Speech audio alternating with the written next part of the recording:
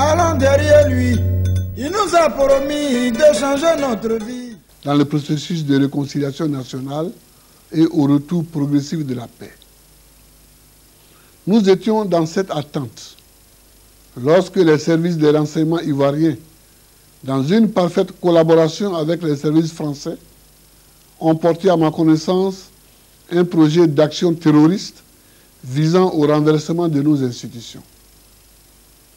Ce projet consistait notamment à attenter à ma vie et à assassiner mes principaux collaborateurs. Mes chers compatriotes, je puis vous affirmer que depuis la fin de la semaine dernière, la collaboration entre les services ivoiriens et français a abouti à l'interpellation simultanée en Côte d'Ivoire et en France des personnes impliquées dans cette entreprise terroriste. C'est le lieu d'adresser nos vifs remerciements aux autorités françaises, au plus haut niveau, dont le précieux concours a permis de faire échec à cet énième projet de déstabilisation de notre pays, la Côte d'Ivoire. Je rappelle que depuis le début des événements du 19 septembre 2002, la France s'est constamment tenue à nos côtés en déployant plus de 4 000 de ses soldats pour appuyer les efforts de paix de la communauté internationale en Côte d'Ivoire. Comment ne pas donc condamner la mort de 2 militaires français lâchement assassinés hier dans l'exercice de leur mission sur le lac de Kossou par les rebelles? Allons derrière lui, il nous a promis de changer notre vie.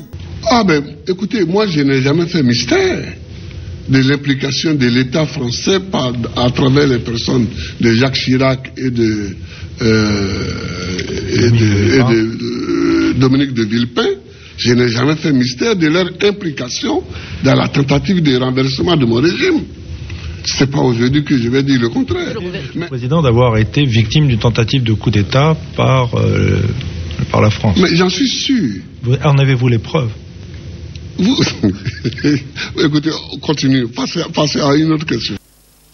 Je rappelle que depuis le début des événements du 19 septembre 2002, la France s'est constamment tenue à nos côtés en déployant plus de 4 000 de ses soldats pour appuyer les efforts de paix de la communauté internationale en Côte d'Ivoire. Allons derrière lui, il nous a promis de changer notre vie. Dans les hôpitaux, il aura médicaments cadeaux. Notre sécurité.